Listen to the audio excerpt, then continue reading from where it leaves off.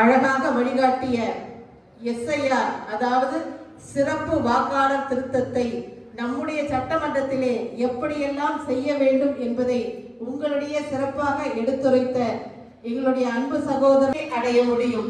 ஒன்று, அமைப்பு என்பது உயிர் நாடி, அதற்கடுத்தது என்னது? அரசியல்.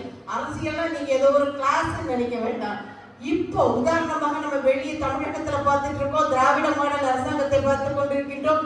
இங்கே ஓட்டப்பிடாரம் சட்டமன்றம் என்று கேள்விப்பட்டவுடன் நம்முடைய நினைவுக்கு வருவது யார்?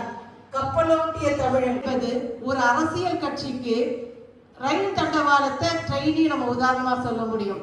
தண்டவாளம்